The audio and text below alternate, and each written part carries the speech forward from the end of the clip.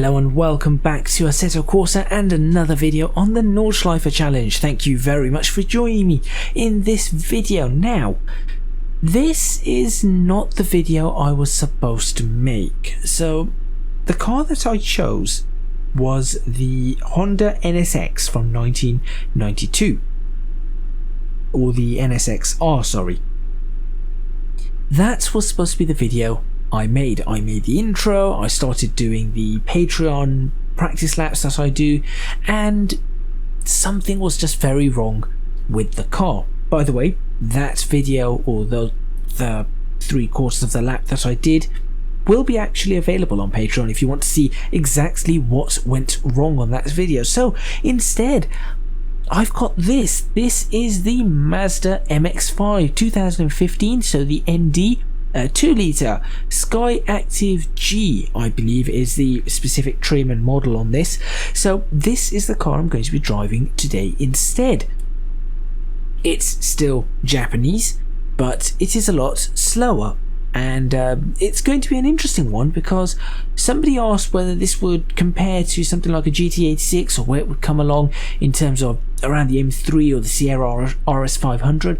I'm really not too sure. So this has 160 brake horsepower, certainly a lot less than any of the cars that I just mentioned. However, it is also a lot lighter than those cars. I think it only comes in at 1 ton.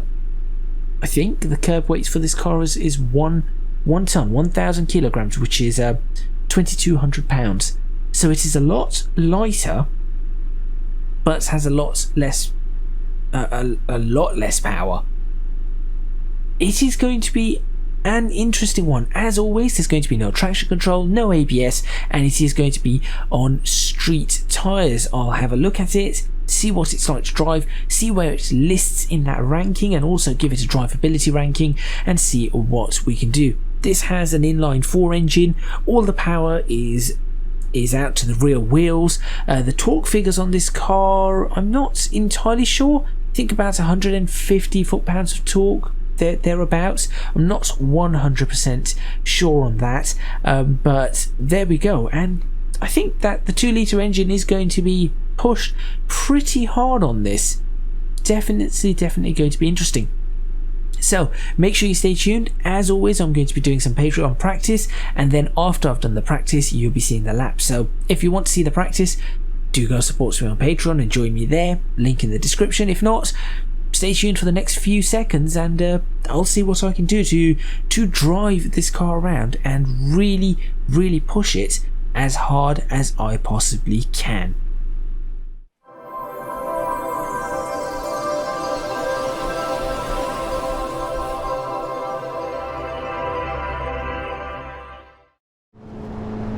Okay, here we are, coming up to the end of the lap. You can see we're almost at 10 minutes lap time.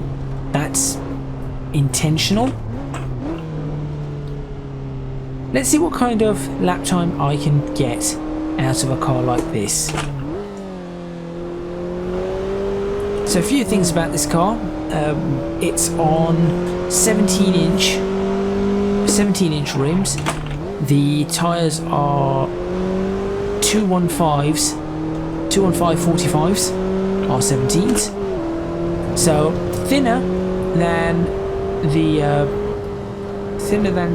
Toyota GT86, which I believe were on 225s. Or is it, sorry, this is on 205s, and the Toyota was on 215s. I've just been looking at the specs for the Toyota, so just mildly confused on that. I know that this car, first of all, I immediately found that this car feels a lot more plucky, I suppose is the word I'm looking for. It's just more lively than the GT86 throughout its range, and I think the reason for that, as I've been doing a couple of Patreon laps, is that this car is more alive during normal driving. Put it right to its limit and starts feeling sluggish and unresponsive, whereas the Toyota GT86 is different. So for 95% or for 90%, it doesn't feel all too great. But get it to its get it right to its end, you know, to the limit, the last 5 or 10%, and you end up with a car that is really doing well. And that's where the car comes alive. I think these two are opposites on that.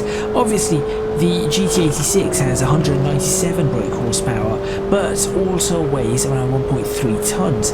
This has 160 horsepower and weighs 1 ton, which means that this has a better power to weight ratio than the GT86.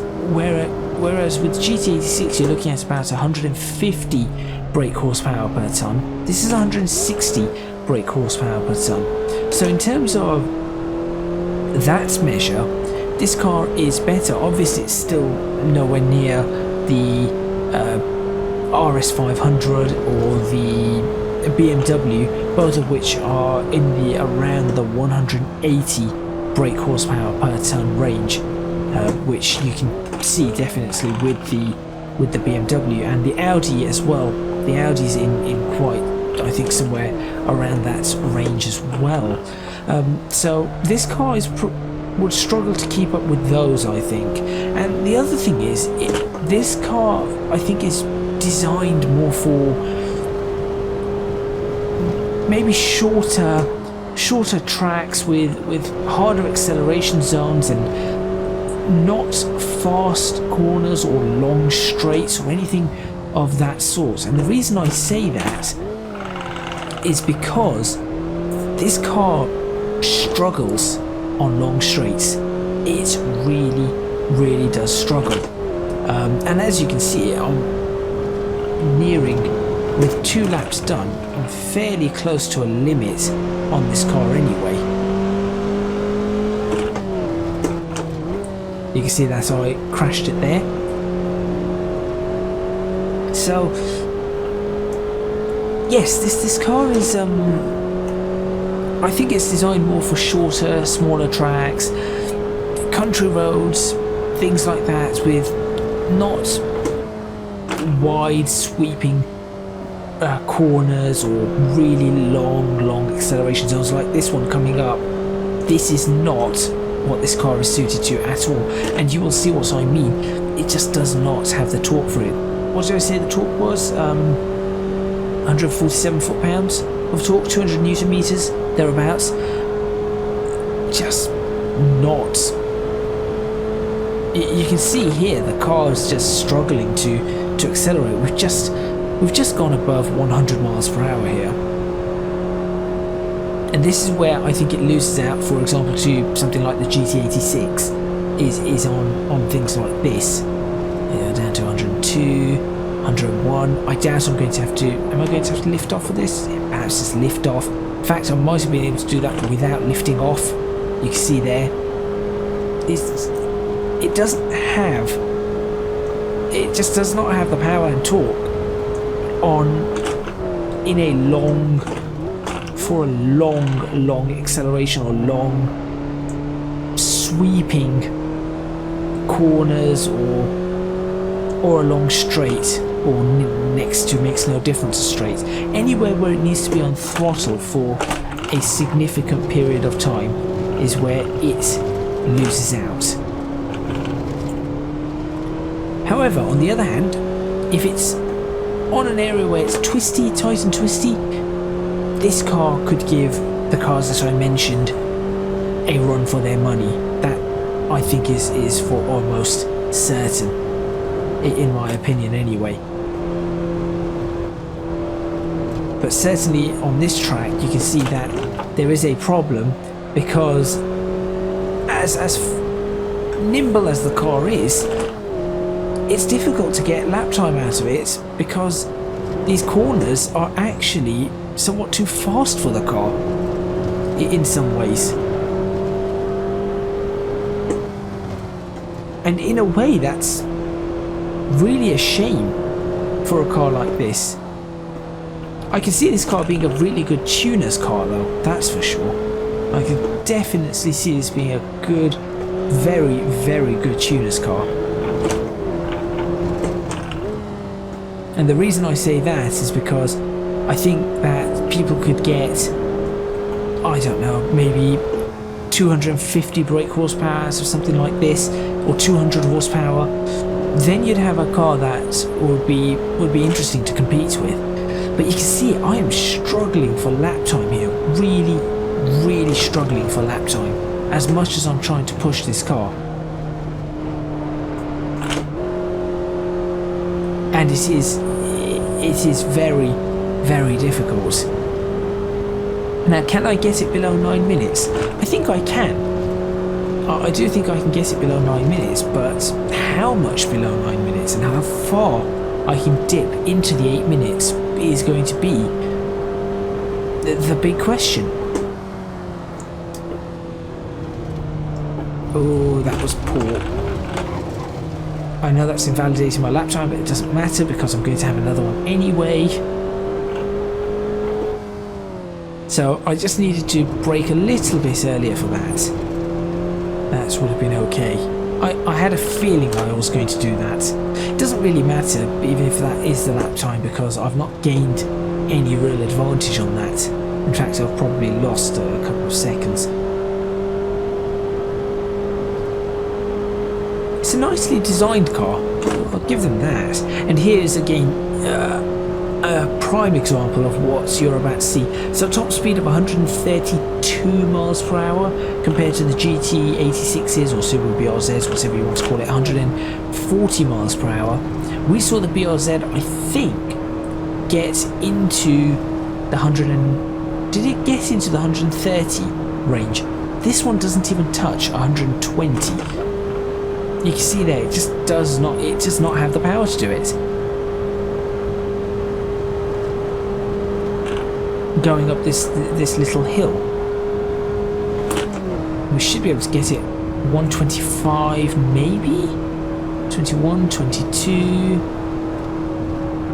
18. No, there you go. It just does not have it in it. What it does have, of course, is fantastic brakes and the ability to do something like that, because it's not even going fast to start with. Right, what do we get? 8 minutes 56. That's pretty poor, I'll be honest. Where does that place us at the moment? Quite a way. 10 seconds behind the is it 10 seconds behind the Sierra? And probably 10 seconds or 10 seconds behind the GT86, sorry, not the Sierra. We're comparing it to the GT86, make your mind up.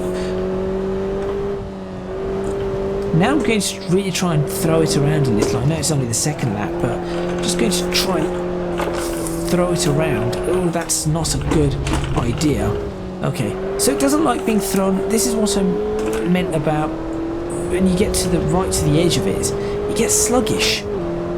The movement there was very lazy. It was just very... As I'm turning the wheel, it just did not want to respond. Unlike the GT86, where as you're doing something like that, it's like, okay, yeah, let's see what we can do. And let's see what happens out of this. So we've got 1.9 seconds we're down on this, but to be honest, if I'm not able to make up 2 seconds on this lap, it's going to be a problem anyway. It's really is going to be quite a problem.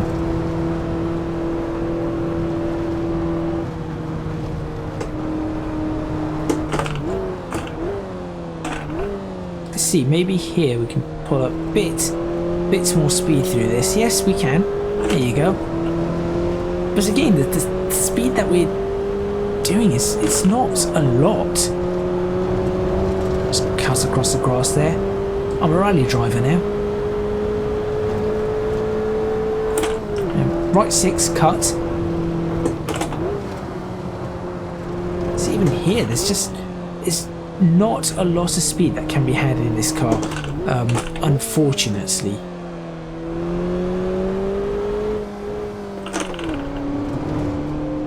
And you can see how easy it also is to lose time in this car for that very reason, that because there isn't a lot of speed, it's difficult to get the car. If you make a mistake or you're not quite there on your line, you will lose time just because there isn't the power to bring that time up anywhere else.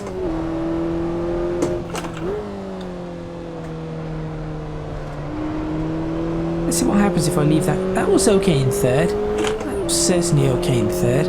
So we are gaining little bits here and there.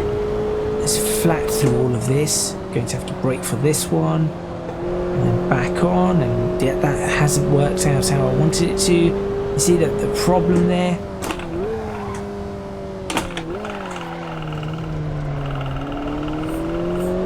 Has that worked? No, that hasn't worked either. So 2 seconds. So I've lost from where I messed up earlier in the lap. I've lost what, 4 tenths over what I was doing before, and it stayed around that 4 tenths. And that just shows that this car's needs more power, perhaps more torque, definitely. And I think it's designed with a different kind of person in mind. It's not designed for... It's still a beginner car, I will say that. As a rear-wheel drive, it's still a beginner car. And it's certainly not bad. I can imagine driving this on a country road would be really nice. And the reason being is that, because as I said, when it's not right at the top, it's quite sprightly, it's quite agile, quite active, quite skittish in a way. So you feel like, yes, I'm doing a good thing here with my driving. But as you start getting to the limit, it just starts becoming more, as I said, sluggish, just not quite as up there. Whilst the opposite is true, I feel, for the GT86. The more you push it, the more alive it starts getting. Look at that. Just flat. Didn't have to do anything. Flat through this as well. Now we'll take the brakes.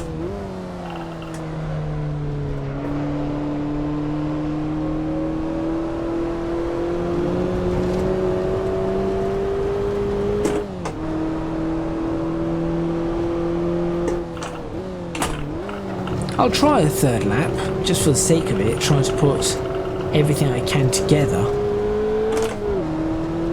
But I doubt I'm going to get very far.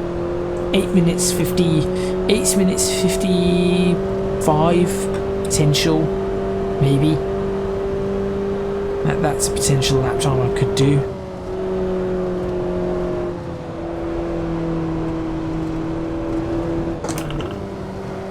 I haven't even hit the brakes here. It's all just been either letting off the accelerator. That was all letting off the accelerator. Same thing here, just letting off the accelerator. In fact, I've just held the accelerator through that entire section. I used the brakes here just a tad. In fact, probably didn't even need them there, if I'm completely honest. Definitely need them here though. This is one place where I do know I would need brakes.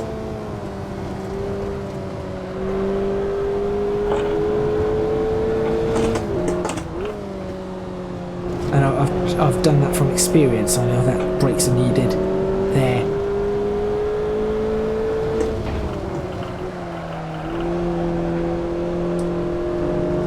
No, just nothing.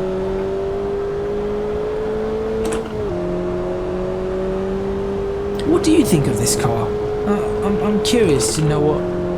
Do people have this car? Because this is the sort of car people could actually buy. Just like the GT86 or the Audi S1. This is the kind of car that people would buy, unlike the Sierra Cosworth, which would be much harder to get hold of, or a Skyline R34, or a BMW, or a Muro, or anything like that.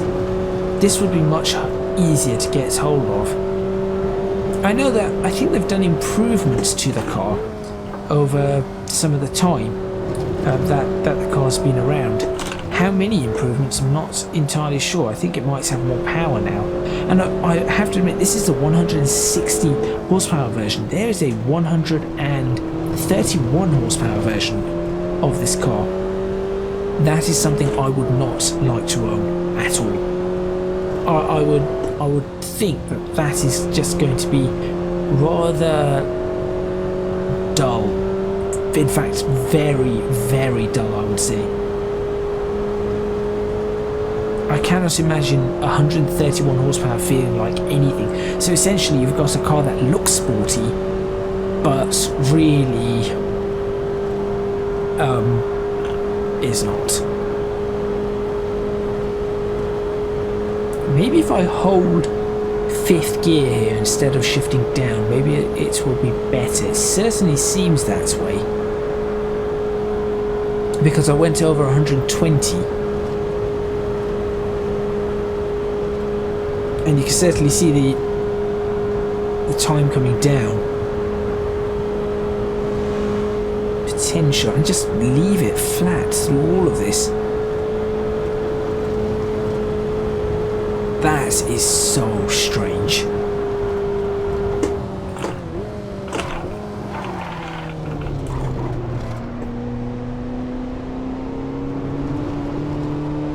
Perhaps a little bit late there on the brakes, just a little bit. 8:57.94. Okay.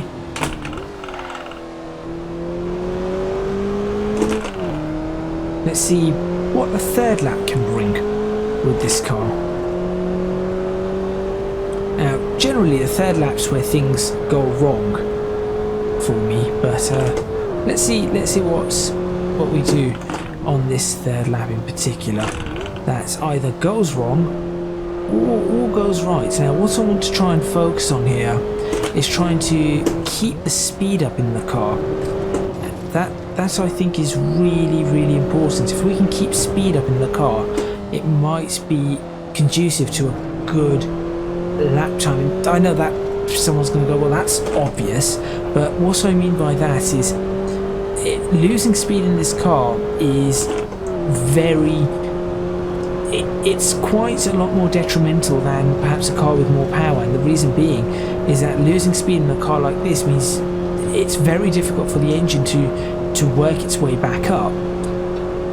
So if there's a way we can keep the speed up smoothly, so maybe compromising the actual speed that we're going to take through a corner or anything, just so that we've got a better average speed through it, that might be the way this car likes to work. Now that's just me guessing and trying different things out. So that's not me saying that's definitely what's going to happen, and we're going to have a car that's going to suddenly be 6 seconds faster than it was the lap before. Certainly not. But at this point you can see that I am 1.1 seconds faster. Just trying that. See, even here, just trying a little bit to try and keep some speed up. Third gear through this, maybe second again. I'm not sure, that probably didn't go as well as I'd wanted it to. But it wasn't bad.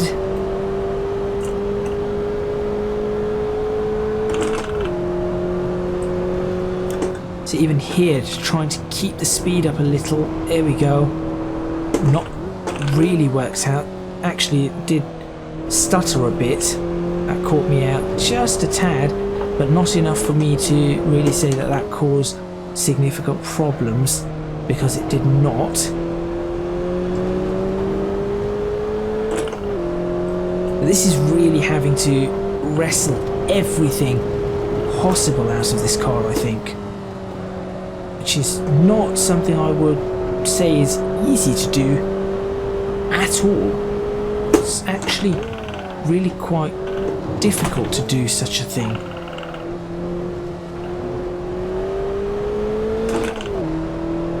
But 1.5 seconds, losing time out of that corner for some reason, and then you can see how close it is, because it's always You've got losing time, gaining time, losing time, gaining time, all over the course of just one corner, entrance to exit.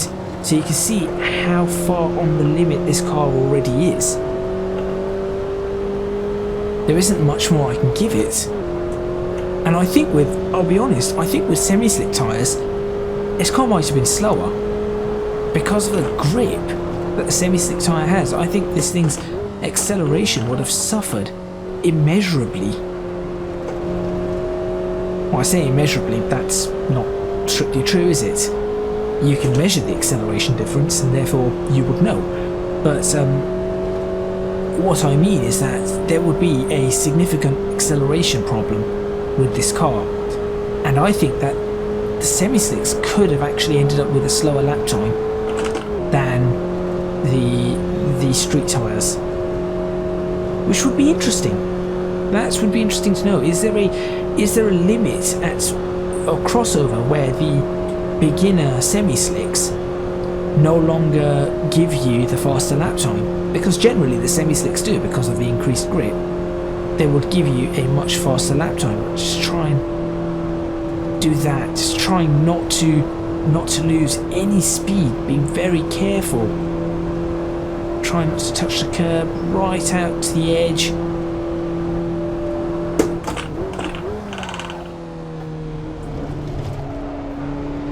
There we go. Go on, go on, go on, go on, go on. Oh, that lost some speed.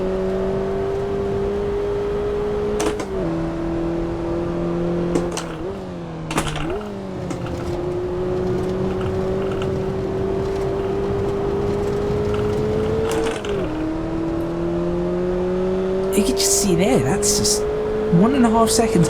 It's been around this mark since the start. I want 2 seconds. I wonder if it's possible to get the 2 seconds on this. Even 2.5, but 2 seconds. I don't want to be greedy. Let's not be greedy on this.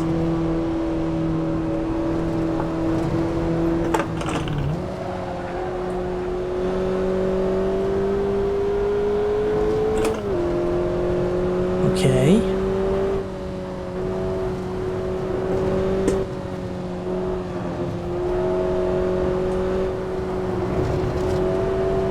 There we go.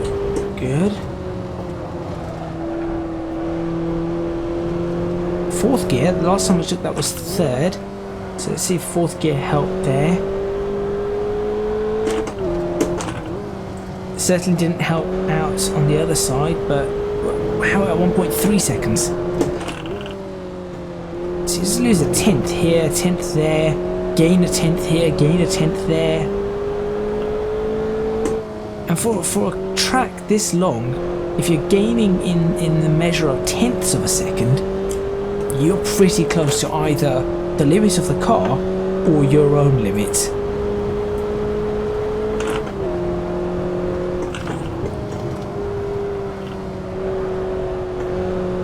And in this case, I would think I'm getting close to the limit of the car, not my own limits. Yeah, sure, there's probably better lines that I could take that would give me a few more tenths, but overall, this is the limit of the car. Could this car do 8 minutes 51? 8 minutes 52? There's a possibility there that it could do that. Oh, that stutter.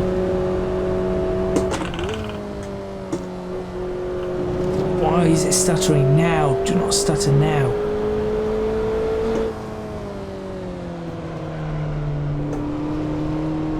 Oh, that was bad. That was bad. That was bad. So that was my own fault. So I've probably lost about 3 or 4 tenths there. Can I gain them back just by not braking for that corner and just absolutely flooring it out of this?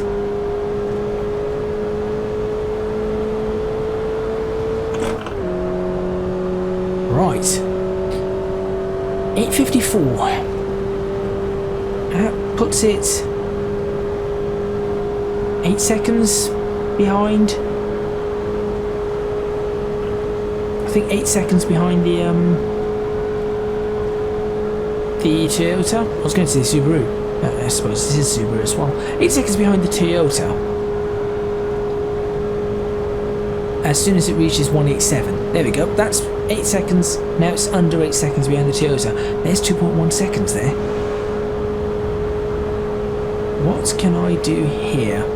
8:53.